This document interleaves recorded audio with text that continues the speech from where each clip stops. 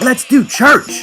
Let's do church. And then everyone started going, let's do church. And they just started going crazy. And then the gospel choir went into like singing and doing choreography, and the energy went crazy. And then the pastor came out, and it was a fucking show, man. So let's do the podcast. Let's do podcasts, man. Hello. Welcome to Owls at Dawn. We are just two dudes from Southern California who studied philosophy, politics, and religion around the world and decided to start a podcast where we could bullshit with impunity. I'm Austin Hayden Smith. And I'm Troy Polidori. And this week we're going to be dicks, and we're going to talk some shit about that dumbass motherfucker who got killed by the Sentinelese people on that island. Well, I don't know. Well, dude, speak for yourself, man. I don't know how we're going to frame the conversation, but we are going to talk about the dude that went to the island and got killed, and then the sort of furor that has erupted online and in the media elsewhere about this dude. Is he Jim Elliot 2.0? Did he have a messiah complex? Was he an imperialist, colonialist asshole? I don't know, but stay tuned because we have thoughts. And Troy dude, talk has some about hot anchoring takes. bias, dude. Troy has some hot takes. I know it. He's going to say some weird shit that's going to throw you all off, and then I'm going to have to respond because he's going to say something outside the box, and I don't know what's going to happen. Dude, you're like getting everyone all anticipating this this revelation. I don't think it's going to happen. I always anticipate revelatory discussions with you. Like, it is the highlight of my week. It keeps me going, brother. Oh, dude. I haven't been going to the gym, so you are like my mental gym. Dude, you can't tell, but I'm blushing right now. Aww. It's guy love. Hey guys, announcement. We're on Spotify now. Yay! So that means that if you're not an iTunes user and you're like streaming this off of the website or however it is that you access the podcast, YouTube or something like that, you can now subscribe through Spotify. So that means that Android users and other is it only iTunes and Android? Is that how we I don't understand. Like if you use a Sony phone, is that a Google phone? Are there Sony phones? I don't even know, dude. Sony Ericsson? Isn't that a phone? Dude, I just go hardcore old school and just like get the RSS feed by inspecting the webpage and plugging that into my favorite podcast reader. So I don't know what the fuck anyone else is doing. Yeah, I don't know either. But we are going to slowly be building out to other platforms. But right now, it's iTunes, Spotify, and then, of course, you can still go to the website, owlsatdawn.com. And then we always upload, Troy always uploads every week onto YouTube as well. So we have a YouTube channel. So there are options now for people. So that's good. Also, Patreon, we've got a couple bonus episodes up there. So if you are a patron, make sure that you are accessing those because we just did one on Messianism. And then there's a little bit of a back catalog. We'll have a couple more coming out. We'll try to do between 2 and 4 a month, I think, for bonus episodes. And Troy's going to have a little bit of free time here in the coming month after the holidays. So he's going to be joining me with a few more bonus episodes as well. And then a newsletter is going to be coming out. The December newsletter will be coming out in the next week. So patrons, stay tuned for that. And then, of course, we got to start our new poll for another episode. Our last one was super successful, Troy. I was just going to ask you if you wanted to do another one of those. Yeah, I mean, we got a lot of suggestions last time. Remember, so the way that it worked is that we open up to the patrons to suggest topics. And we got like 6 or something like that. And then we made a poll out of those 6 and had the patrons vote on which one they wanted to have us engage with. And the ethics of suicide won. So we ended up talking about that. So we'll probably do something similar this time. So, we'll probably recycle some of the older ones that we didn't use for this time to throw into the poll. But if you are out there and you are a patron, or if you want to be a patron and you want to be able to suggest an episode topic, go check it out. And I'll probably put a post up in the next couple of days. And when that post is live, then go ahead and shoot a suggestion and we'll throw it into the poll. And then you can vote and we'll do another one. We probably won't do a series like we did last time, but you never know. I don't know, man. We kind of are prone to that stuff. What, you mean being loquacious? Yeah, loquaciousness. Is it garrulous? Isn't garrulousness the same? That's a great word, man. I love words. I'm learning so much. I like words. That's a good one. Garrulous. I want to make that into a drop for our podcast. I like words. I like words. Also, we want to say that if you can leave a 5-star rating and review on iTunes for us, we are announcing here and now on the podcast that if you ask a question in your review, we'll answer it on the air. Terms and conditions apply. So you can't, ask us if some ridiculous, like, personal question that we don't want to answer on the air. Like, you can't ever ask us if Austin and I have ever actually had relations of a physical nature. I mean, you can ask. I just can't guarantee I will disclose all the juicy details, assuming there are juicy details. Yeah, we want there to be actual, like, fan fiction about that stuff, so we can't actually answer it. Otherwise, that removes all the mystery and the motivation for the fan fiction. Right. So, anything generally philosophical or pop culture or anything really, as long as it's not of a really intimate nature or like extremely racist or bigoted or something, then we'll answer that question on the air on a following podcast. So go on iTunes, leave us a review. As long as it's 5 stars, don't give us like a bullshit 1-star review and ask a question. Fuck you. 5-star review, that's your payment, and we reward you with answering your question on the air. Yeah. But now, we have to get an actual podcast, right, Austin? Yes, sir. Let's go. Do we have a podcast to do? Let's do it. All right, I was in like, I don't remember, I think I was in Crenshaw, and I was at this church, and I was the only white dude in the church, and it was like, because I had a little bit of like a exposure to the charismatic upbringing when I was a little bit younger, and I remember I was sitting there, and it was like a normal church service, and they had like a nice, beautiful gospel choir, but it wasn't like too over the top, and then all of a sudden, this dude stood up, and he goes, "Let's do church! Let's do church!" And then everyone started going, "Let's do church!" And they just started going crazy. And then the gospel choir went into like what you imagine as like the stereotype of them singing and doing choreography, and the energy went crazy. And then the pastor came out, and it was a fucking show, man. So let's do the podcast. Let's do podcasts, man. Dude, I want to get that guy recording of that guy saying "Let's do church" and then put that as the opener to our show. I think that would be fucking amazing. I mean, put the Blue Duck song right after that, man. I'm down, brother. Let's do it. Let's do church. All right, so let's do church by beginning with the very first segment of the podcast, and that's the Shitty Minute. This is where one of us rants and raves about whatever it is that's grinding our gears this week. So, Austin, what's got you down? So what should I do? Should I go more straight philosophical, or should I go a little bit more like social media, public, political pet peeve? I don't know, man. I feel like you're at your best when you're personally passionate about the thing you're talking about, especially when you're ranting. So let's go with the personal. Okay. All right. So basically, it's that people need to just not take themselves too fucking seriously, man. It's this. I feel like in political discussions in particular, that people, and this isn't just online, man. This isn't just, like some tendencies. It's like, oh my God, Twitter just brings the worst out of people, or this is like a Facebook phenomenon or a Tumblr phenomenon. No, I think this is like a human phenomenon that is more intensified because of social media. But people are so like protective of their fucking identity, man. And it's like, get the fuck over it. And I'm not talking about like ethnic identity, gender identity politics shit. That's a different issue for a different time. I just mean like your own personal brand. I can't remember who it was, but basically the person was like policing his thread, saying like, I won't tolerate that type of behavior on my thread or something like that. And I was like, brother, get the fuck over it, man.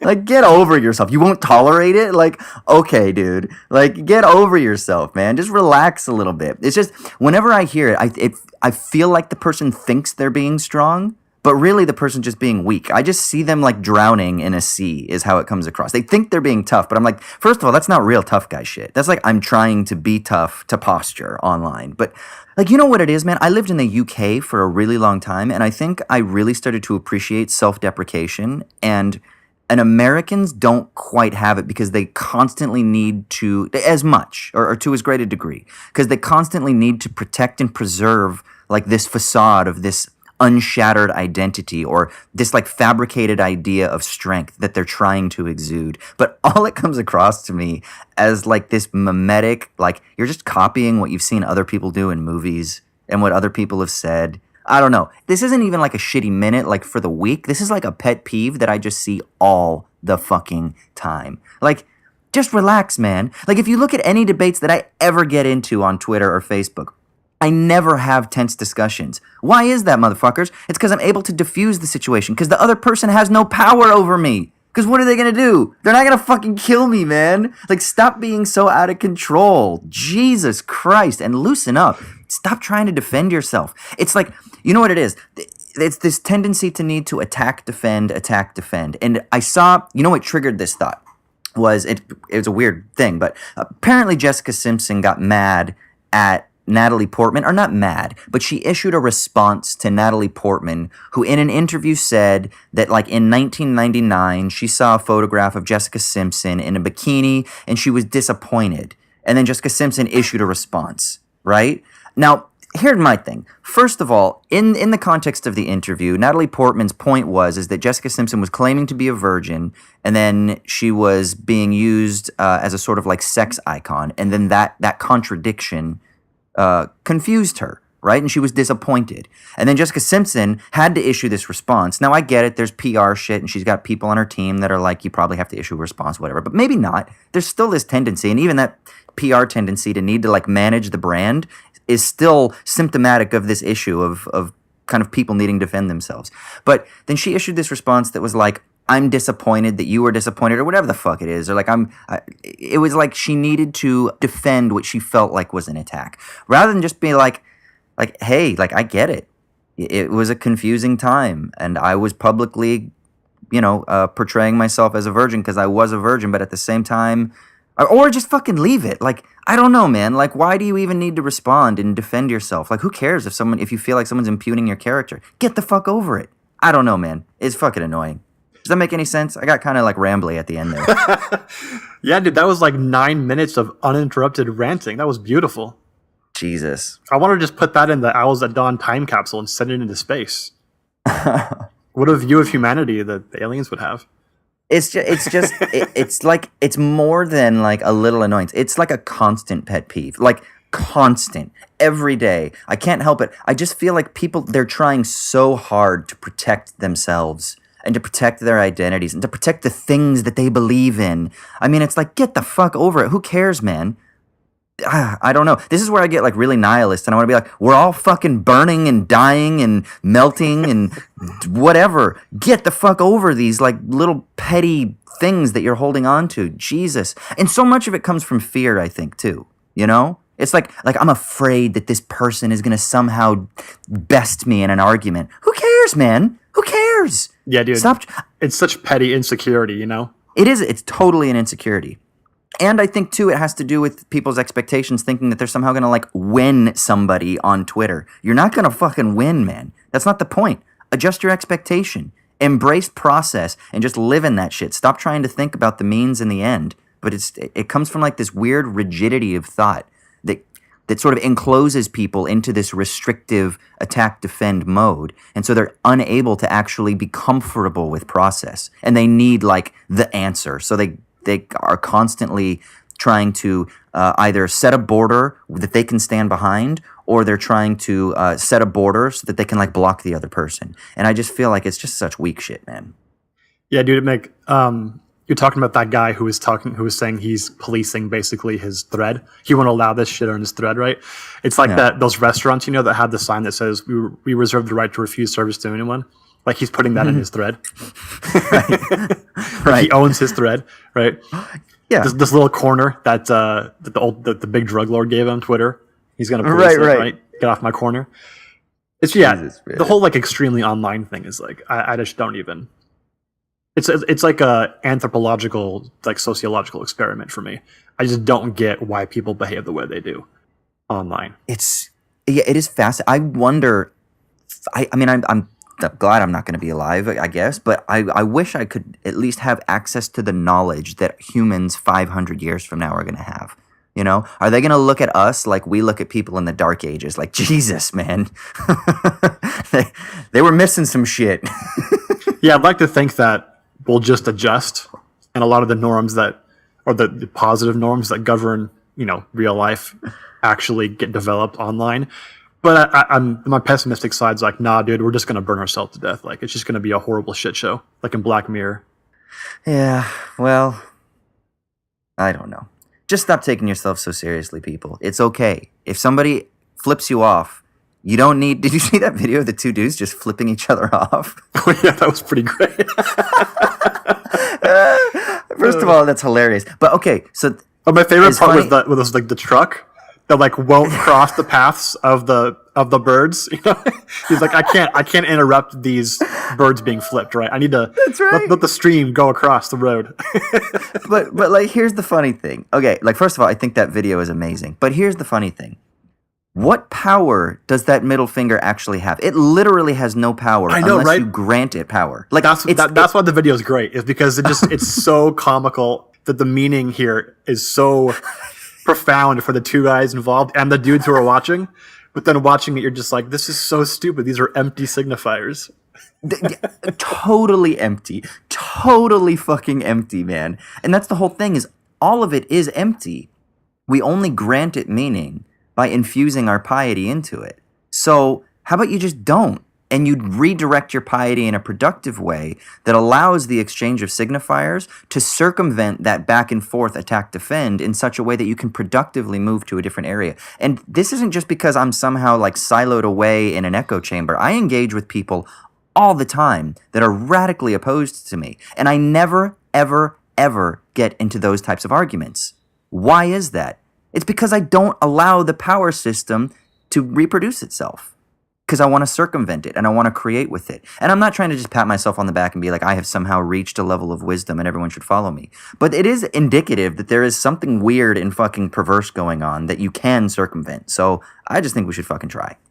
Yeah, I mean, I'll come in here and actually do the work you're not going to do. You kind of are like Twitter Jesus, in that you just have like an ability to take some scathing remark or anger or, you know, someone being extremely just online at you, and then just turning it around and being sincere and trying to, you know, get them to engage on a good faith level. Most people can't do that.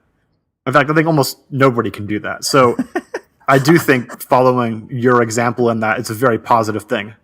But I refuse to believe it's that they can't do it. It's that it's just really hard, medium dude. isn't. It's hard. It's hard because the medium isn't conducive to it, because it requires time and space and patience, and it requires a lot of, not self-deprecation, but you literally cannot take yourself so seriously in that discussion. Not like don't take yourself seriously in the sense that you don't have life purpose and important things that you're doing. Have your commitments and things like that. But it's that you are so attached to the specific signifiers or words that you are employing at that moment, rather than trying to figure out how it is that you can experiment with the entire field of meaning. Yeah, I think you're right. I think it's just really hard. You know how I do it? You know how I don't get mad at people online? You just don't engage. Yeah, I just don't get online. Yeah, it was worse on Facebook though, because that was when I used to have like long form back and forths with people. But I don't have time for that anymore. Not that I don't have the patience for it. I literally don't have the temporality options right now. Yeah, dude, I just followed the Jesus after the resurrection example. Just peace out, just ascension. Oh, I love it.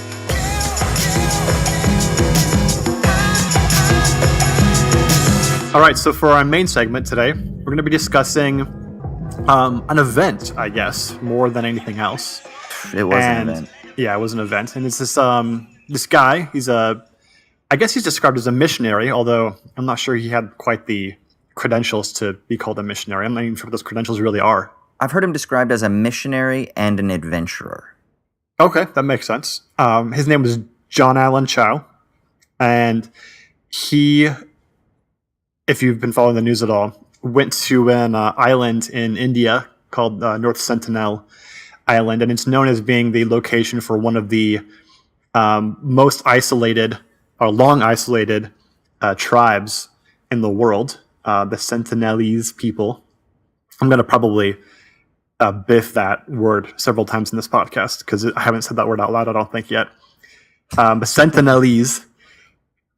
And the basic story, if you want some recap on it, we'll post an article from the Washington Post. It's called He Lost His Mind, Slain Missionary John Allen Chow, Planned for Years to Convert Remote Tribe.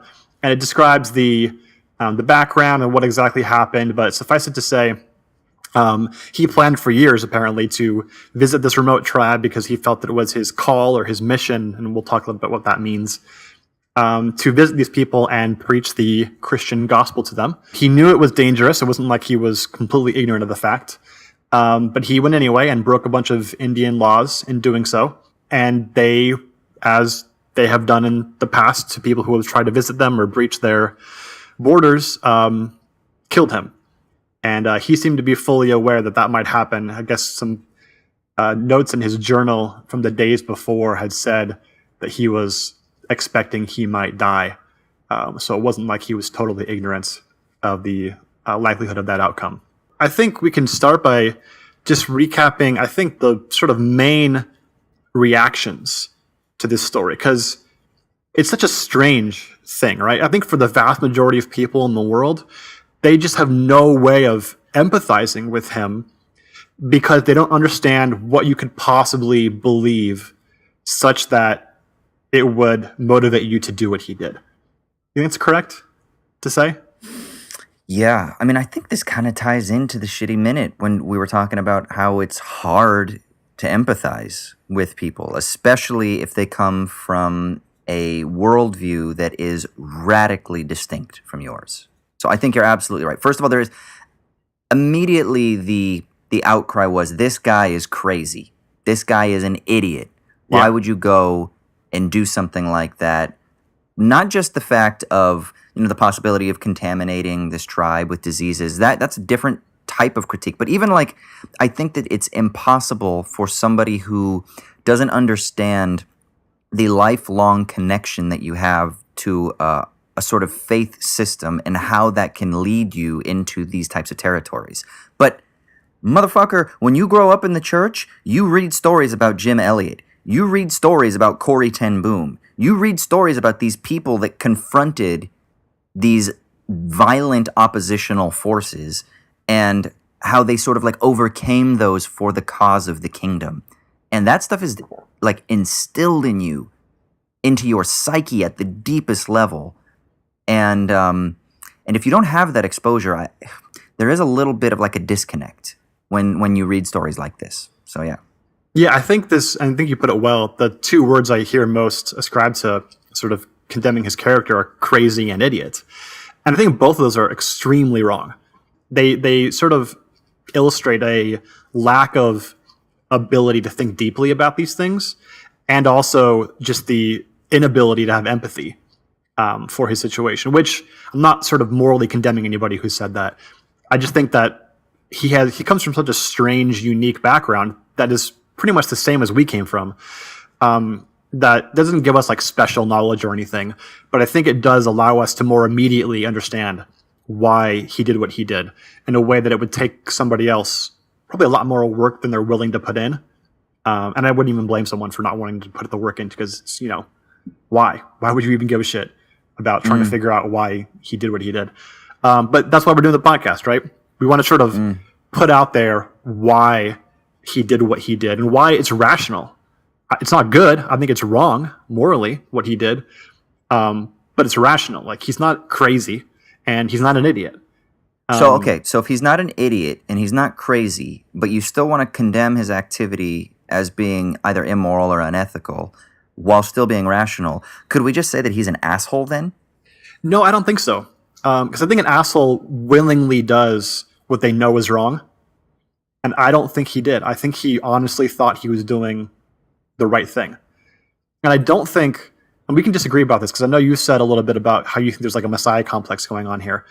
That may be the case. I mean, clearly we don't know him well enough to sort of unearth his intentions. But from reading a couple articles on him, it doesn't seem to me like he was using his situation to garner benefits in any other situations in his life. In the article from WAPO, it mentions that he purposefully didn't date in the years leading up to his traveling to India because he didn't want to hurt anybody in case he never came back or was gone for forever. Even if he achieved his mission. That just seems so self-righteous to me, though. It might be. It might be. Because he's patting himself on the back before a transcendent figure so that he can somehow demonstrate how holy he is by, I'm not going to expose somebody else to this potential trauma. I don't know, man. That just... I think from a psychoanalytic perspective, it's so self-indulgent. It might be, right? But I think it's more complex than that, because let me put it this way. Okay. Both you and I have done street evangelism. In fact, I don't know if you know this, but I actually first knew who you were because we were both doing it in the same place in Santa Monica on 3rd Street. Did you know I was there? Shit, yeah, no. Yeah. I have never known this. Yeah, I just remembered that. I don't think we've ever talked about this. We didn't meet, but we had a mutual friend who was the mutual friend who introduced us. And he was leading the street evangelism team on 3rd Street Promenade in Santa Monica, a very famous, place out in LA. And we both went there at his behest, and he had mentioned that you're a person. This is before you were transferred to the college that we went to. And so I knew of you at that point, but hadn't yet met you until we actually were in the same school. No shit. Yeah, I mean, I used to go every Friday night there. And then, of course, I had been to different countries and things like that, doing like missionary work, like short-term missionary work and things like that. So that's very different missionary work than he was doing, though. Very different. Yeah. I wasn't trying to convert people on an isolated island. Yeah, what we were doing, I'd done missionary work in foreign countries too. It's always been in first world countries, and it's always been basically just helping churches out or running kids camps. It wasn't about converting. Yeah, it wasn't about converting people or anything like that. Although that would be a happy coincidence at the time for anything that happened. But yeah, very different than what he was doing as far as missionary work. But anyway, that street evangelism stuff, that is crazy to me now that I ever did that. But I understand why I did, and I think it was rational. And here's the thing. This is my hypothesis that I think really helps explain why this guy could have done what he did while not being an asshole. Being wrong. Okay. Being immoral, but not being an asshole. And by asshole, I just mean, someone who self-consciously does what's wrong, knowing that it's wrong in some sense.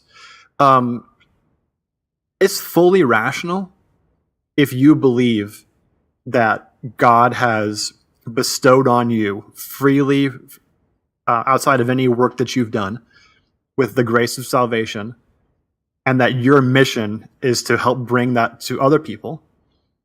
And I don't know if this guy comes from a Calvinist background, but it seems like he probably does, since he's preaching to lost tribes, and mostly only Calvinists are the kind of people who think that lost tribes are automatically going to hell. If you come from that kind of background and you really believe that's true, that God has chosen particular people for salvation and doomed others to damnation, and that your job is to help more people get the gift of salvation, if you go out and actually try to convert people, that just means you actually believe it. Because if you really believe that's true, the most rational, caring, empathetic action you can do is try to convert people. And I think that 99% of people who say they believe these things only partially or don't believe it at all. They partially do, kind of, but they haven't really internalized it, or they just say they do and they don't really. Because if you really believed it fully and invested yourself into it as like the key node in your epistemic web, you would go out and do the kind of things that this guy did. Because your logic, the way you're thinking is, if I don't do it, they will spend eternity in hell. So I don't think that what he's doing is stupid or crazy or in any way like that. It's fully rational. I just think it's wrong. Because here's the thing. The problem with this whole situation isn't necessarily that he was uncaring or a horrible person or any of that, although I think he was a horrible person for what he did. It's the fact that he had an immoral theology that was taught to him. And an immoral theology which says that God will condemn people to hell through no fault of their own just because they were literally created to go to hell. That's an immoral theology. And if you believe that, it will lead you to immoral actions. First of all, I like the point that you're bringing up about his genuine expression of belief, because this has been one of the things that has frustrated me about observing people who profess faith, is that if you really believed that people were about to fall into a ditch, you would reach your hand out to grab them if you are in front of them. Or if you really believed that the world was just filled with people who were one step away from falling into a ditch, and all you had to do was potentially reach out an arm, and then, because of the whims of the Holy Spirit or free will or whichever theological orientation you subscribe to, then they would either reach your hand or not. Then you would be reaching your hand out all the time to offer it to people. And the fact that you don't see that all the time frustrated me. I remember that. There was this song by Casting Crowns. It was called, like, If We Are the Body, I think. And it was like, the chorus was like, if we are the body, why aren't his arms reaching? Why aren't his legs? Or whatever it was, right? And they're going into like this whole thing. And I remember I showed it to my dad, and my dad got really offended. And this would be my counterpoint. My dad got offended because he's like, well, the Christian church is doing that, but not everybody is supposed to be a missionary. You know, like, some people, their call is to be elders in the church, or to be teachers, or to take care of the local community, or to go door to door in their local neighborhood, or to work at the local food bank, or whatever it is. So while I like the fact that you're talking about, at least he expressed a genuine commitment to his faith, I'm not sure that we can go so far as to say that that his action was necessarily the appropriate expression of his faith. Because I would say that regardless of the moral theology or the immoral theology, although I do think that the immoral theology has some sort of like causal import here, the idea is that we could say, and this would be my kind of criticism, is that his actions were a Messiah complex because they were a distortion of the theological underpinning, because he didn't necessarily have to go to that island to go reach those people in such a glorious fashion. The reason he did so, I would argue, is because they were such a hard group of people to reach, because they are famously known as being isolated and hostile.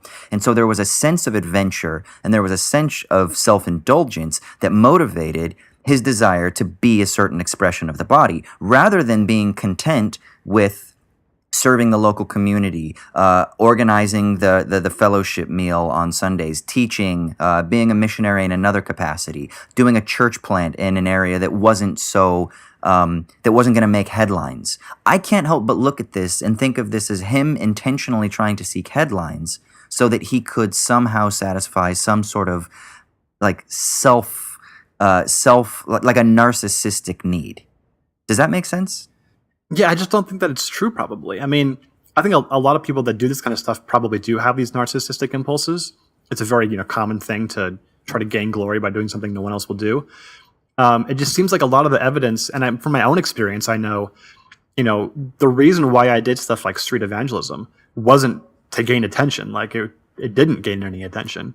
It was just like a fervent expression of a very strong belief that I had that I now realize is wrong and immoral. But it was one that I had, and I don't want to take my own experience and just necessarily apply it to him. But I think, absent of any evidence, we should, via the principle of charity, try and rationalize his actions in such a way that it's not immediately going towards, narcissism or things like that. And also because I want to make the point that even if his actions weren't based on a narcissistic impulse, it's still immoral. I want to make that point too, which I think is a lot stronger of a point than just saying it's immoral because he had a Messiah complex, which, if true, I think everyone would agree, well, that's clearly problematic, right? I want to say even if he didn't have that, there's a moral issue here, and that issue lies in part with him still. He has responsibility for his actions, and putting the tribe in danger of, diseases they didn't have immunities to is still absolutely a fault of his. But I want to say that a large part of the responsibility lies with the immoral theology, which he also, held. He believed that this was right, and I think if someone introspects enough, they can realize that this is not right, that a God who condemns people to eternity of damnation through no fault of their own just because God chooses to do so, that's a vengeful, malevolent God, and you should not believe in that. But here, let me just say one more thing. Yeah. I liked that you brought up this analogy of people falling in a ditch, because it made me think, Peter Singer's drowning child thought experiment? Yeah, that's kind of what I had in mind. Yeah, I think that's exactly the analogy to use here. So for listeners out there, Peter Singer's utilitarian ethicist, philosopher, one of the most famous philosophers in the world right now. And he has this thought experiment called the drowning child thought experiment, where he asks audience or students, if you were walking by a pond or a river or something, and you saw a child who was clearly drowning, and there was no one else around, and you were wearing some fancy clothes and fancy shoes going to work or whatever to an interview, do you have a duty to jump in and save the child, even if it means ruining $150 worth of nice clothes or whatever? And of course, everyone says yes, you have a duty to do that. And if anybody refused to help the child because they didn't want to ruin the clothes, we would say that they're kind of like a moral monster, right? And of course, pretty much everybody thinks that. Now, Singer says, well, what if that child wasn't 15 feet from you, but instead was halfway around the world, but everything else was the same in the circumstance? Do you still have a duty to help the person? And so he's imagining there, someone who's lacking food or clothing or education or some things that will eventually, or especially things like, vaccines and whatnot, that would eventually possibly lead to their death. Do you still have a duty to spend $150 or whatever it is to help them? And of course, the point of the thought experiment is to say, if you say no to that, then you have you now have the responsibility of dictating or explaining what's really a morally important difference between those two scenarios. And the only real difference is location, right? One is close and one is far. And it doesn't seem like that should be an important moral difference, close versus far. And so Singer's point is to say, well, that means then if we have a duty to save the child who's drowning in the river nearby, we also have a duty to spend, some of our money, being in the richest country in the world, to save people who are in extremely poor circumstances through no fault of their own. And this leads to a position called effective altruism, which is a sort of movement that's meant to take sort of this utilitarian theory of maximizing well-being and encouraging people in first world countries to basically get as much money as they can so they can spend it on giving to charity. It's more complicated than that, but that's kind of what it mostly is doing. And I'm not a utilitarian, and I have some problems with that theory, but I do think his thought experiment's a good one for bringing out this intuition that we have and kind of showing why location really shouldn't be that much of a moral difference. But anyway, I think you can apply this exact same type of thinking to Chow's scenario and say, look, he heard about these people and that no one was trying to preach the gospel to them. No one would try. He knew that, right? He knew basically with certainty that no one was going to try to save them. And so that's when he said he felt the call.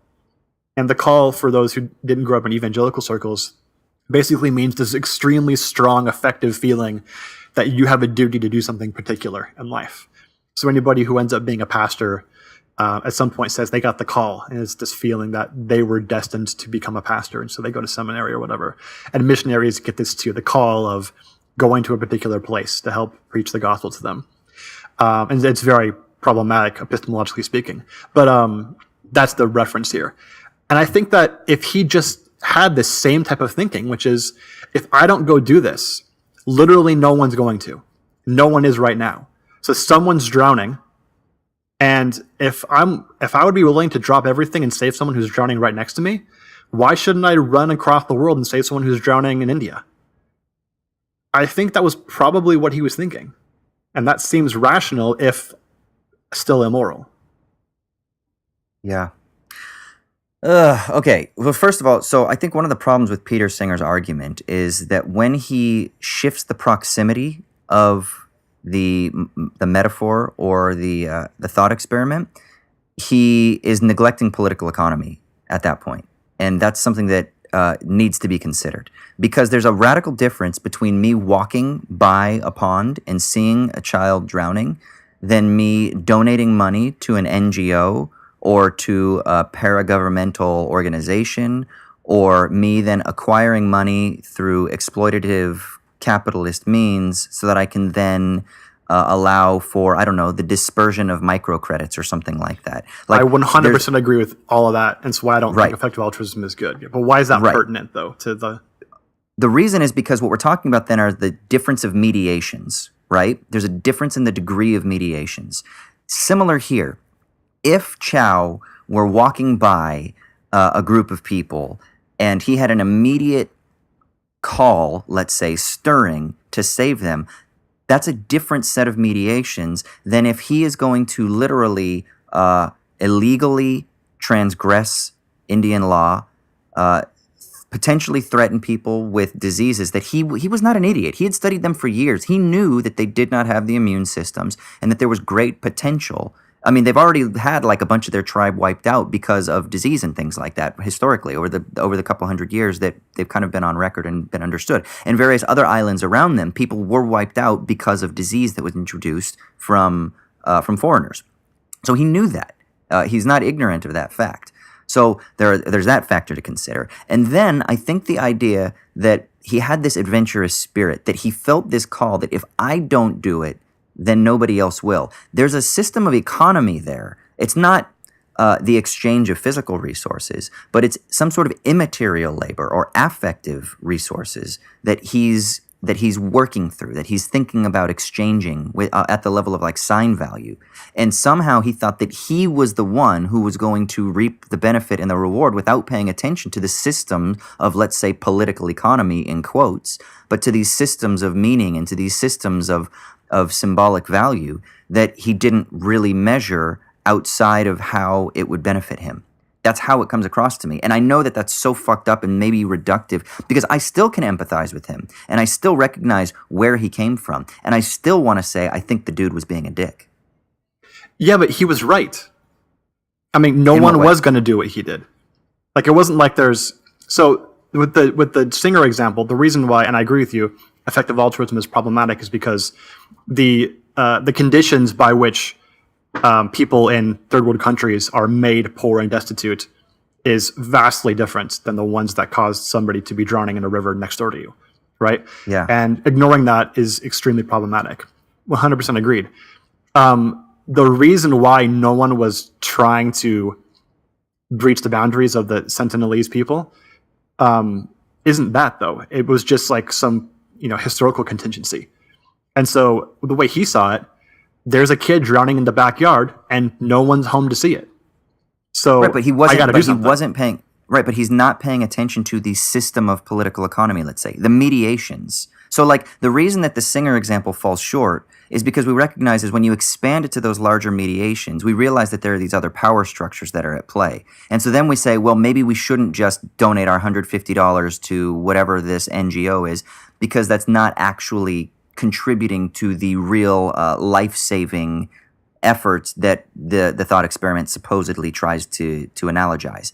Similarly here is that there is something problematic that he's crossing over, that he's almost viewing this as an immediate relation, that he can like immediately grasp them without paying attention to the mediated relations of disease, of the laws, of his own sort of like connection to like the symbolic webs of meaning that are inducing his behavior, or that are like the prohibitions that say you shouldn't go. He's not considering those. So he's effectively ignoring the system of political economy, but at the level of the psychical political economy.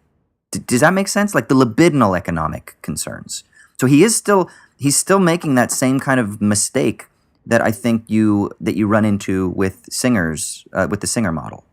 Okay, but I mean, I guess I see what you're saying. I think the point would be, I think he was fully aware of all those things.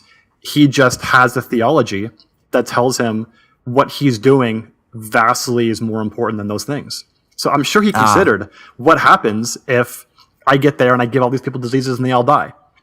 I mean, and that's where that's why you still say, and that's why you say it's immoral still. Yeah, and I say, well, just like the capitalist who says I'm going to acquire as much money as possible so that I can then donate to microcredits in India. We would still say that person is ignoring they're ignoring the mediations of political economy, but nevertheless, or they're not ignoring it. They're fully aware of it. They just think that somehow their like theology, quote unquote, justifies it. Yeah, in some way, they're rationalizing it away. And I think he probably did too. If someone came to him and said, hey, dude, you might give these people diseases and wipe them out. Are you sure you want to do this? He would just say, I'm aware there's a possibility, but it's in God's hands. And my call is to preach the gospel to them. And that's exactly what anybody who believes these things would say in that sort of situation. And I think that it's rational, but it's not good. I think anyone who says that needs to step back and think, what kind of God do I believe in that I would say a thing like that I would believe a thing like that? Is this God really going to be like the God of the universe, or is this some like facile, parody of an all-powerful, all-good God? And I think it's really hard to do that. And you probably can't just like tell somebody, to reformulate your idea of God. But I do think it's important to step back and try and think about why people do what they do, even when it seems crazy and stupid. Because just calling them crazy and stupid doesn't actually do anything to understand why they're doing what they're doing, and to help change it.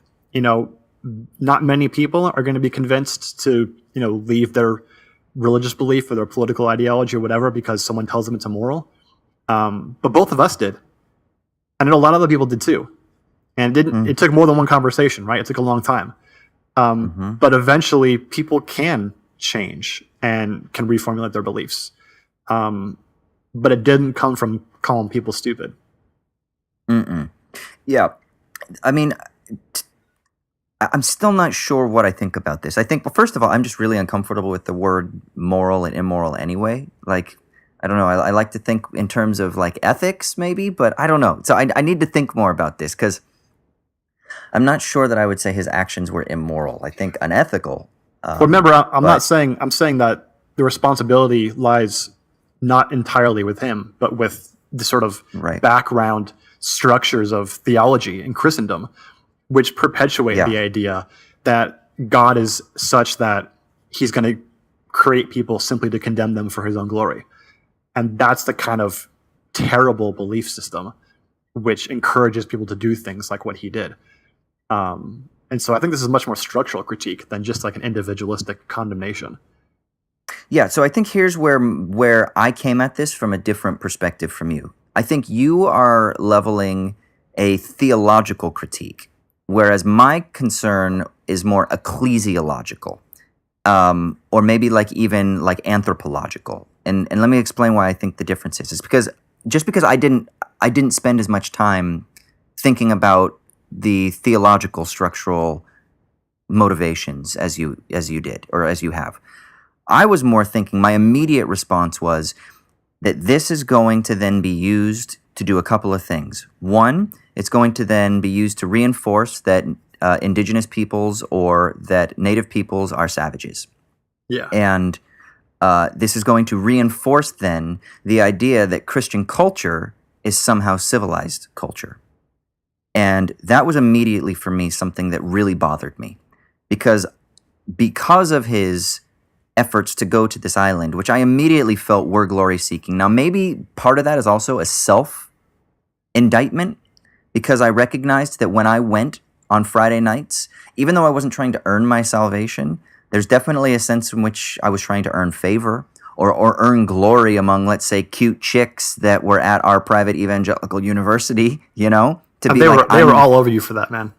Yeah, to be like, I'm the worship leader. Like, why does every Christian dude know how to play the acoustic guitar and play worship songs? That's too real, man. That's too real. This is every Christian dude plays the acoustic guitar and can play, Lord, I lift your name on high. Yeah, but I played metal, dude, so that doesn't count. You're not condemning me, man. Yeah, but see, it didn't work for you, brother. It's the acoustic guitar, man.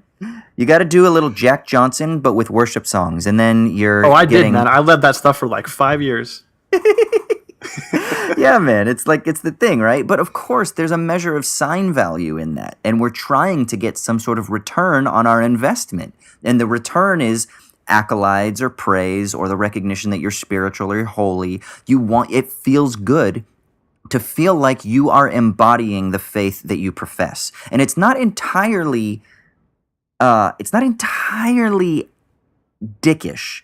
But there is a narcissism in that. There is, and I don't mean that in just a moral sense, but I mean that in a technical sense. There is a narcissism in that that I noticed within myself, and I've noticed it definitely just in my life in general. It's one of those things that I'm always warring against, trying to not indulge it too much. You know what I mean? But fuck, I'm a co-host of a couple of podcasts, so I guess I haven't completely eradicated it. Well, dude, I mean, isn't it correct that it's always both of those things? Because I think I can speak for both of us a little bit here and say these really weird beliefs that drive you to do weird things are always going to involve both the libidinal psychoanalytical side and the fervent good faith belief side. 100%. And those two things are at very war good within point. you. They're always at war within you, because you do get pleasure from being seen as somebody who is holier than thou and is doing things no one else will do, and really fervently sort of expresses your beliefs in action. But then also you immediately, if you're, a relatively good person, like realize that sucks, man. I shouldn't be like that. I shouldn't be like that, exactly. And so you kind of whip yourself. And that's like the ultimate This is the psychoanalytical Augustinian reading of being an evangelical, is just a whipping yourself Yeah. for all of your inner Yes. sins, right? Yes. It's the most Augustinian, it's like Augustinian tradition, and perfectly encapsulated. That's it. But That's it, man.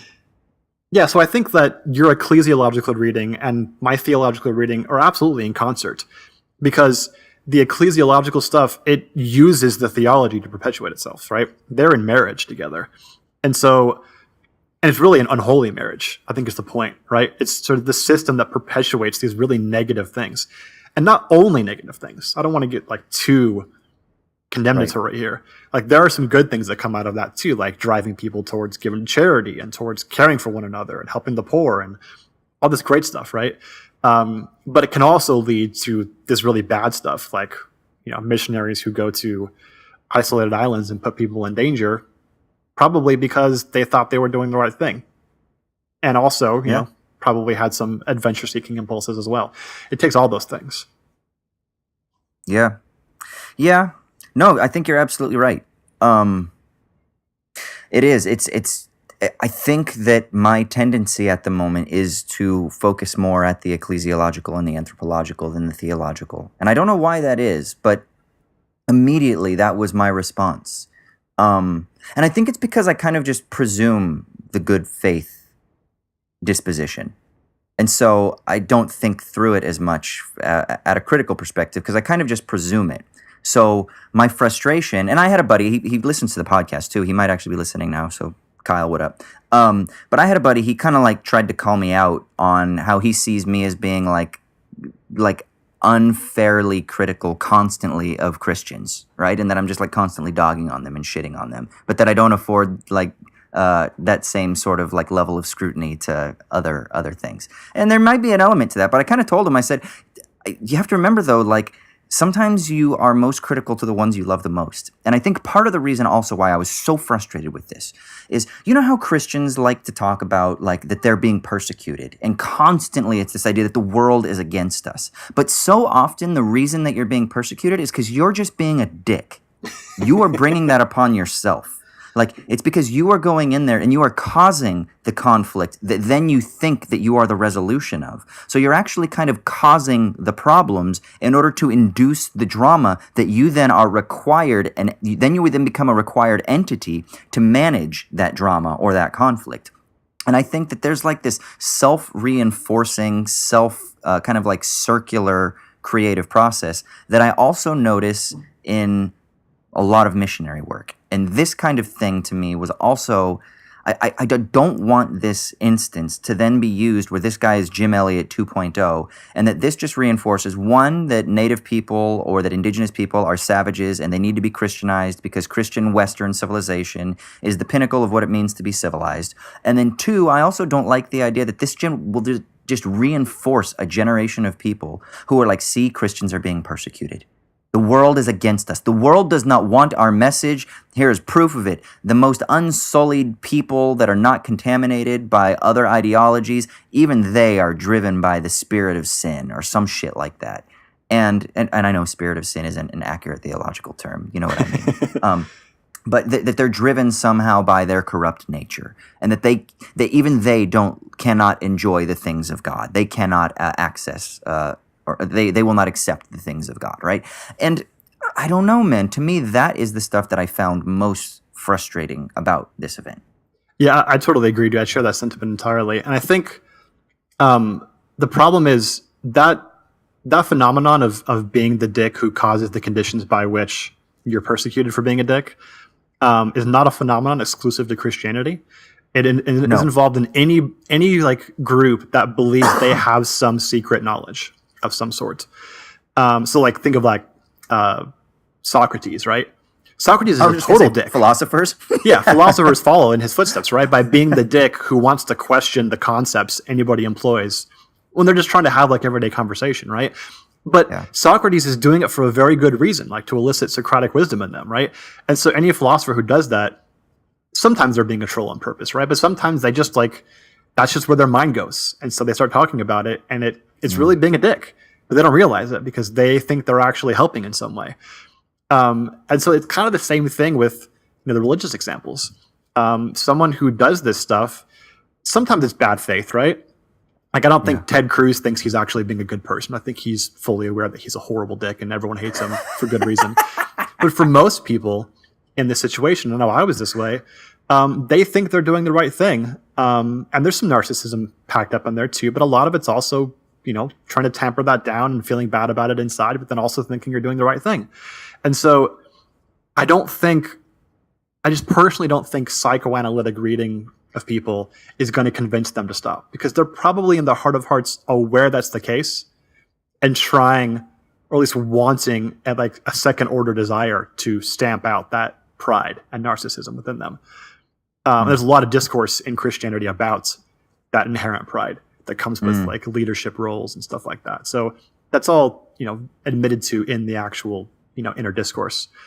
Instead, and this is the case for me, it just came from really having a heart-to-heart moment, which ended up lasting 2 years, where you question the foundations of your belief and if they're really consistent at the moral level, most especially, and the idea that you could honestly believe in a God who does the horrible things your theology says that he does, and the inconsistency of that with what you're called to do and what you intuitively believe is right.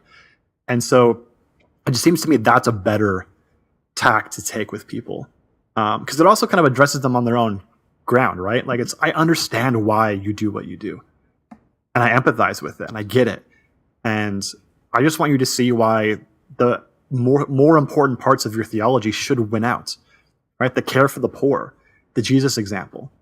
That's the stuff that just seems so obviously true and meaningful, and this kind of crazy stuff about double predestination, and that's just that's theological baggage that's been packed onto it by just horrible dicks like John Calvin and Beza. Fuck that guy. And you don't have to have that stuff. Like, you can keep the inner moral core of it, and your life will be better too, right? Just really get at the idea that they don't have to wholesale reject everything. This is getting more into my personal experience, but no, I know. I dig it. This. I will just say, for people out there that are like, John Calvin, I thought he was just a theologian. Maybe he had some extreme ideas. Just Google Calvin's Geneva and see how he ran that fucking place like a goddamn tyrant. But beyond that, here's my question. And this is something that is kind of like a longer term project that I don't really know what to do with, but it's an inclination that I have. And the only way I can formulate it right now, and it's totally unformed, is what do you think about the idea of the possibility of analysis and critique without judgment? And what I mean by that is I'm trying to figure out how to do this, because I want to say that I think, this is just an example and I'm just throwing shit against the wall here. I want to say that I think that Chow did have a messiah complex.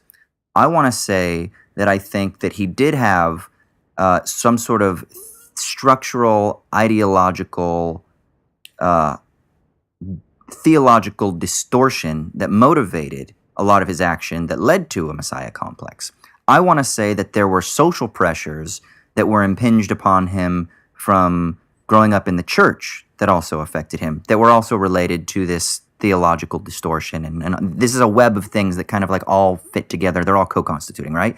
I also want to say that there was possibly even a technical or a capitalist logic that viewed him, or that probably induced him to feel like he was building a brand to some sense, that I don't think that he could entirely escape, let's say, some sort of privatized, marketized logic of self that also had some sort of causal import here. I want to look at all of that, and I want to analyze all of it and criticize it. And then I want to still say the dude's a dick, but when I say that, I don't necessarily mean that as a moral judgment. I want to withhold that step of a moral judgment against himself, I don't know about against the systems. And I know that we talk about this a lot, and we could say, okay, this is the difference between a structural critique and then sort of like a moralizing personal critique. Maybe. But what do you think if we just engage at the level of analysis and criticism, but without a judgment?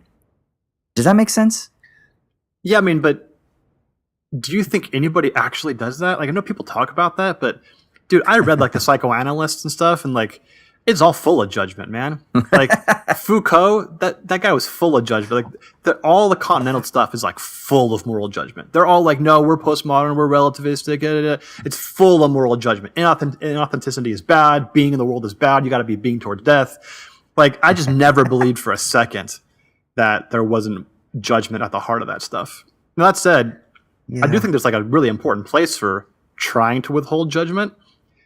But the idea that you could just withhold it forever or something, or just like it's not an important part of like viewing the world, that just seems totally alien. What if it's just recognizing though that that's how people are? Like we're just complex people.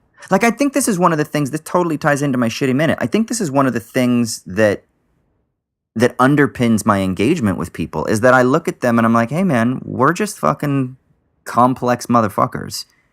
And I think the reason that I'm not so quick to make some sort of like defense is because I'm not engaged in this cycle of judgment. And I don't mean judgment like a censorious judgment, but I mean more even as like at a logical or epistemological level. Like it's okay to recognize that people are just complex and we're trying to figure shit out.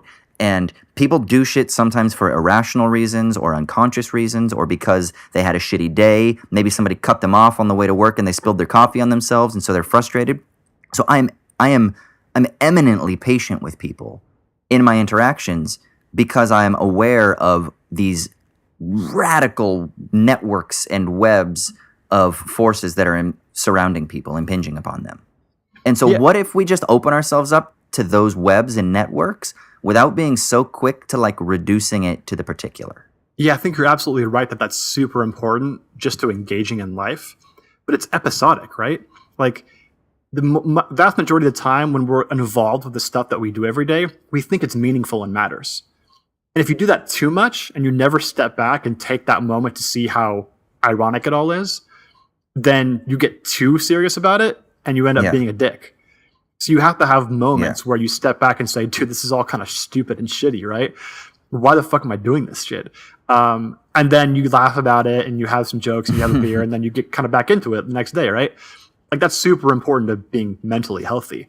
But it's episodic. Like it's not, if you're just an irony bro all the time, like you're the worst dick. You're even worse than the overly sentimental people at that point, you know? Yeah, but irony bros, they're self-consciously doing it, which means that they're not an authentic flaneur, you know? Like, to truly be the flaneur, to truly, like, float and sort of be disattached is very different than the irony bro or the troll. Because the troll is, I think, ultimately inauthentic. Unless you embody some sort of, like, creative disposition, I don't know. I think that's very rare. And here, the pitfall of that type of disposition, though, is that you can't just simply be the flaneur all the time. You gotta fucking care about shit. And I think they care about being a troll, right? They care so much about exposing the virtue signaling. That's why they're not really embodying the thing that I'm kind of that we're talking about with like kind of like existing and recognizing the networks and the flows because they care too much. Yeah, exactly. They're worse than the people who actually are overly sentimentalized or overly attached to the world because they're doing it while pretending not to, right? I think what you're pointing at, what I'm trying to sort of add to, is just the idea that this detachment is super important, but it's episodic. And you got to do it when you feel yourself getting towards the edge of taking yourself too seriously or your projects too seriously. Here's the question. Can you invert it? And I think that's what I'm ultimately trying to wonder. Can you invert that where it's not episodic, but where the other way is episodic? Where you tend to be more free-floating and the episodic moments are when you're grounded. I don't think you can, man. Like, it's the human condition to just take your life and the things you do seriously. Like, how could you possibly write your book, dude, if you didn't 95% of the time take what you're doing like it mattered and invest yourself into it, and then have those moments where you go have a beer and you're like, man, what the fuck am I doing? But then tomorrow you do it anyway. Yeah, I don't know, man. I wonder I wonder if the inversion of that is kind of possible. And I don't know. I'd be curious, like if we could do like a distribution chart.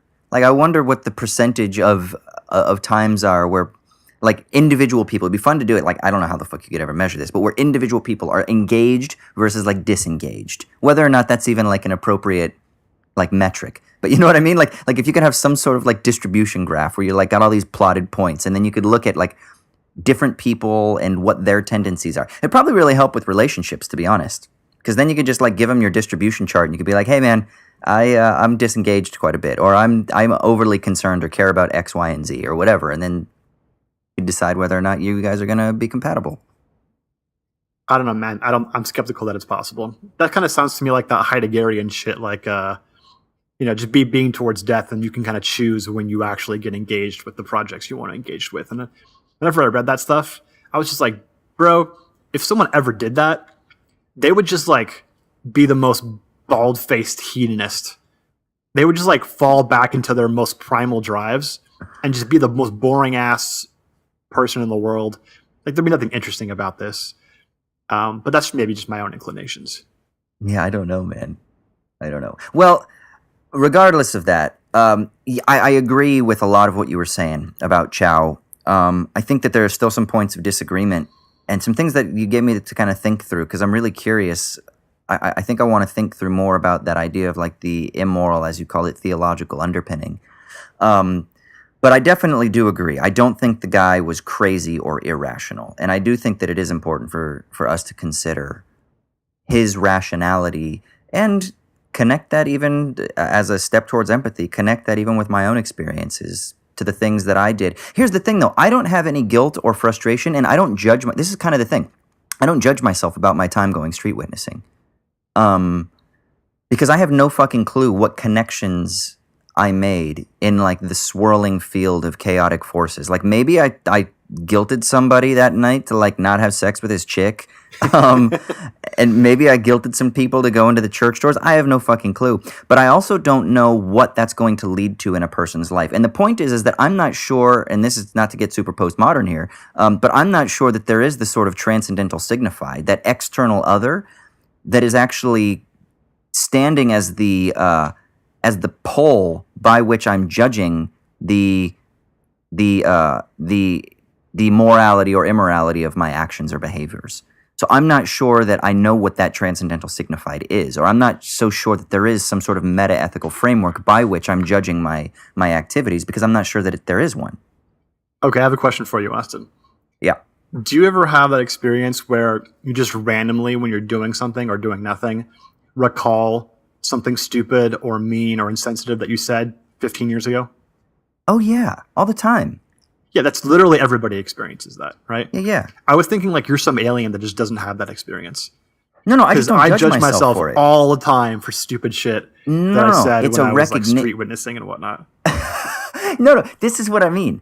This is when I'm talking about like withholding the judgment. I recognize that stuff all the time, but I also recognize that that's just what happens in life, and we gotta just be patient with people. Like, we're gonna do stupid shit, and we're gonna say stupid shit, and we're gonna hurt people, and we're gonna offend people, and we're gonna lie to people, and we're gonna steal shit.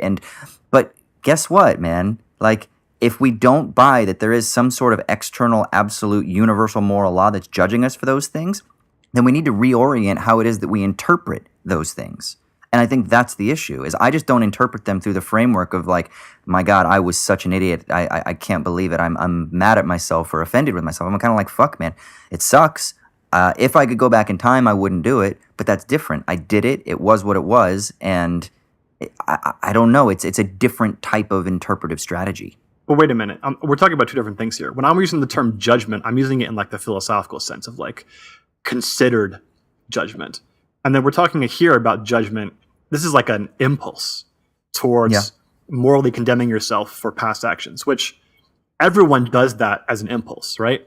And we're both saying that this is something we experience. Right. Are you saying that when you just when you just sort of naturally or without any consideration recall these experiences, you don't have like this visceral kind of disgust at yourself for the things you said and did? That's what I'm saying I have.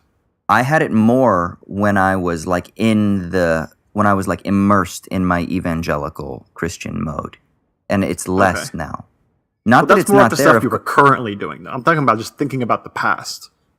Yeah. I mean, even the way that I interpret my past is different than the way I interpreted my past then. Because like I quote unquote had a past when I was converted to Christianity, right? Because I had like slept with chicks and I had done drugs and I was in like a punk band and I was doing the Hollywood thing. So of course I had a past. So I beat the shit out of myself because of like my guilt for those things. So the impulse, the automatic like affective impulse was to sort of look back on those things through a lens of judgment. Now it's less than it was.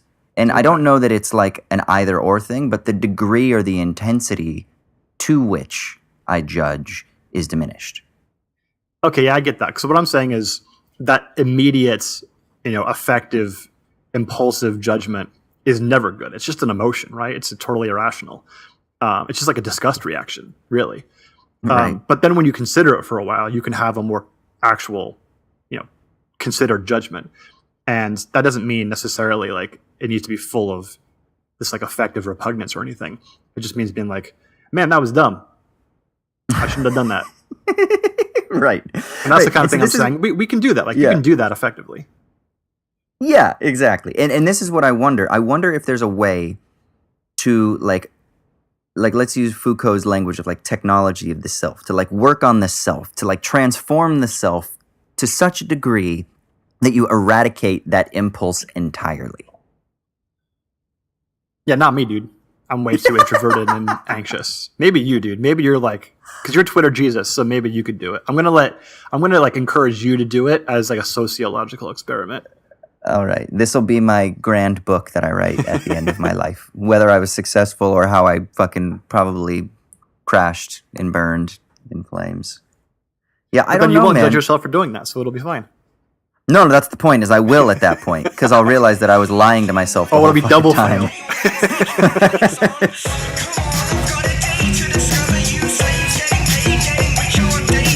All right, so let's move on to our final segment here. This is the segment of the podcast that we call the Sticky Leaves. It is the time when one of us gets to share whatever it is that is giving us meaning in a world that is oftentimes sensed to be devoid of meaning. Troy, it's your turn. What's giving you meaning, brother?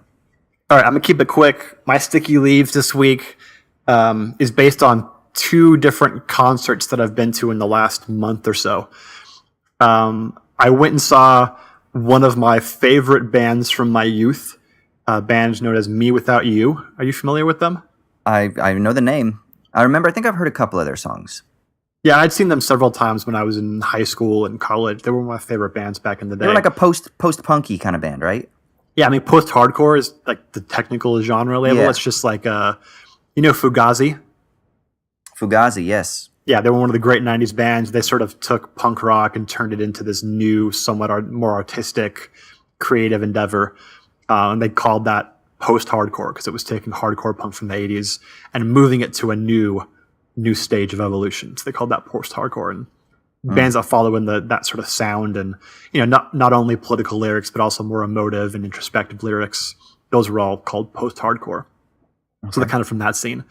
And they're not really a Christian band so much as a very spiritual band in terms of at least the lyrics. And I think the music, too, is pretty spiritually uplifting at times. And one thing I still appreciate about them, even though I don't have those religious inclinations or spiritual inclinations anymore, is that they portrayed spirituality in a very multifaceted way. So it wasn't just like you were singing earlier, Lord, I'll lift your name on high, that bullshit, acoustic guitar, right. Pop songs that just repeat the same goddamn lyrics 50 million times and expect you to actually achieve some like transcendence from it.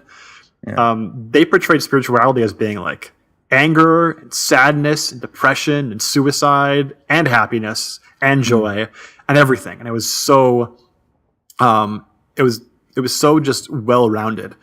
And that really struck me at a time when I was, like 16, 17 and feeling everything more than everybody else in the world, right?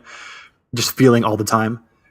And that still stuck with me and has, been really important to me. And I still love their old albums for that reason. But I hadn't listened to them in probably 7 or 8 years. It's been a while. They just released a new album. I decided to check it out on a whim.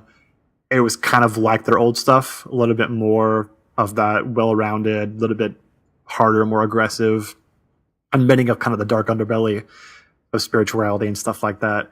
And so I enjoyed it, and I went and saw them live, and they were fantastic, just like I remember. Really emotive, really energetic, crowd-pleasing, wonderful, tight band. They've been playing together for a good almost 20 years now, so they're really tight. And I want to encourage anybody out there who's into somewhat more aggressive music, or even just indie rock in general, because they're a little bit softer now than they used to be. Check out the new album called Untitled, Band's Me Without You. Read the lyrics, kind of meditate on the songs. I think you can really get a lot from them. And in fact, even more than that, check out their old albums, because they are still fantastic. Their first one's called A to B Life. Their second one's called Catch for Us the Foxes. And their third one's called Brother Sister, and it's, I think, their best one. They're still fantastic albums, and I love and adore them, probably partially because of the personal meaning they have to me, but I know so many people that just love them and have a special affection for them. So it's not, I think, just me. It's something special kind of about those dudes. So check those guys out. And then really quick, secondly, I just saw my current favorite indie princess, Phoebe Bridgers, this last week. Have you heard of her? Dude, you always have like these random fucking indie people. I know. Who the fuck is this? I first heard about her because she covered one of my favorite artists, Mark Kozlak of Sun Kill Moon. Do you know who he is? No. Who are these people? Jesus, man. I read philosophy and catch shit on Twitter. I don't know what's going on. How do you find these people? I don't know, dude. I just have this connection to the musical underworld. I used to, man. I miss having that connection. I used to care about like all this shit, and now I just don't anymore. And then when I listen to like new artists, I'm like, man, I got to spend more time listening to artists, and then I just don't. Yeah, that's the thing, dude. You got to have that like ridiculous, almost like autistic ability to just focus in on one thing that doesn't matter and do it to the nth degree. But anyway, Phoebe Bridgers, super cool. She's just like she's like the female Elliott Smith a little bit. Okay. And you know Elliott Smith, of course. Yes. And she's from LA. I learned this later. I saw her in LA, so she talked about being from LA. She titled her album, her first debut album, Stranger in the Alps. And you know my favorite movie of all time is what? Is it Memento? My favorite movie of all time. I quote it the most. It's about people in LA. Come on, man, you know this. No. In the San Fernando Valley. Dude. I mean, my brain is blanking. The Big Lebowski, dude. You know this. Yeah. Okay. Yeah. And so when that movie came out in the late 90s, there was a TV edit of the movie. And you know the scene where John Goodman takes the baseball bat and starts busting cars? Yes. And he says, this is what happens, Larry. This is what happens when you fuck a stranger in the ass. Right. And he says it over and over again. And it's hilarious because John Goodman's amazing. The TV edit of that says, this is what happens, Larry. This is what happens when you find a stranger in the Alps. No. Yeah, and so she titled her album that. This is the coolest girl in the world, basically. That's actually pretty amazing. And so I'll say anybody out there who's into like indie princesses and stuff, but not princesses, like someone who's a little bit more dark and sardonic, check out the song Smoke Signals by Phoebe Bridgers, and check out the song You Missed My Heart, which is a cover of Mark Kozlak of Sun Kill Moon, who's how I first heard about her in the first place. If those two songs don't make you feel a little bit of the devil inside, then I don't know what will, because they're fantastic. Yeah, I always love your music recommendations, man. Keep them coming. Yeah. They're always good because I just don't have a lot of time right now. Or I shouldn't say I don't have the time. I don't take the time to direct my energies towards like upcoming artists or music and things like that. So my playlists are pretty outdated. It's like a lot of the old shit that I listened to when I was into music. And anymore, I'd say for the last 5 years. That's why, like, when I used to hang out with Michael, when I lived with him in Scotland, that used to do This Week in Hip Hop for the people that are listening on the podcast. And then when he would come on and recommend things, and when you recommend things, when my buddy Alex, the guy that we did a bonus episode with him, when he recommends things, like, that's how I would find new artists. Like when I'm hanging out with other people. But fuck, on my own, man, I don't subscribe to blogs or Twitter feeds and shit like that really introduce me to good stuff. Yeah, it's the worst part of getting old, I think, man. I remember when I was a teenager, I would take an album and just lay on my bed and listen to it. I haven't done that in 10, 15 years. I don't know how long. Yeah. Who has time for that shit? But Dude, I remember I did. I used to go into record stores, and I remember when they first, or like CD stores, I guess we could call them, and when they first started, it was like the common thing where the new releases would have like a little listening booth where you could go and listen to the album. Oh, yeah. And I would just go for hours and listen to whatever it was that they had on display. Yeah, there's no way that would work now, dude. No one has the attention span for that. No, and supposedly, because you can do the 30-second snippets on the iTunes store and stuff like that, but I just don't do it. It's weird that you would think like the ease of access would induce me to do it, but it doesn't. It's like the opposite. It's like the ease of access actually prevents me from engaging. Yeah, there's some option paralysis there, right? Because like Warehouse would have 6 records that you could listen to on their little listening station. But you go on Spotify or iTunes, whatever, and there's 50 million things. What are you supposed to do? Yeah. I mean, I guess people now just do that, right? They just have their Spotify playlists. But again, it's all crafted. It's all super manicured. Like, it's very rare that unless you have like a good radio station. Now, I don't mean radio like actually in your car or something, but like, one of those Spotify radio stations where you put like Me Without You in, and then it like connects you to other artists that are somehow similarly related based on whatever algorithm they use. Sometimes you can find new bands that way. And I've done that with because I'm an Apple Music subscriber, and I've done that with my Apple Music account. And I've found some bands, like that's how I found the band, I can't remember what they're called now. I'm thinking Despacito. Desperacitos? Or Despacito. Yeah. Not Despacito. Despacito. And that's the dude from, what's his name? From Bright Eyes? Connor Oberst? Yeah, that guy. It's from the guy from Bright Eyes. And that's his group. And that's how I found them. And I fucking fell in love with their album. Dude, guess who's on the new Phoebe Bridgers album? Connor Oberst. Yeah, he's on it. Okay. Yeah. So I just need to be more proactive. The problem is like whenever I'm walking, rather than listening to music now, I'm listening to like podcasts and audiobooks. Yeah, I know. Podcasts have ruined it for me too. Yeah. Goddamn. And music is actually probably so much more spiritual fulfilling. Yeah, right? It's such a good effective regulation for me. Yeah. And podcasts don't do that. They just make me think. I gotta stop fucking thinking. Yeah, sometimes. Okay, well, cool, man. Thanks for engaging in that chat, man. It's really thought-provoking. And I'm glad that one of the things I like is that you and I are able to kind of chat about that at a level that isn't just, okay, this guy's an imperialist, colonialist asshole. Even though I still want to say that I think the guy had a messiah complex and was being a bit of a dick. But or at least if he is that, why is he that? Rather than just like this automatic. Yes. It's almost like you're just like cutting and pasting off your wall of critical remarks. That's exactly what it is. Yeah. And especially when you're extremely online, like you say, Twitter is the one that provides the options that you can cut and paste from. And so you're restricted with what you can say and how you can say it. And this is, I think, one of the reasons why you and I are doing this podcast is that we have fallen in love with a type of thinking that never wants to settle in that. Even if our habitual activities will sometimes gear us towards thinking in a cut and paste mentality in some circumstances, which it will. I mean, I think that's like a consequence of linguistic consciousness. But nevertheless, we're always trying to confound that, to deconstruct that, to go deeper. And yeah.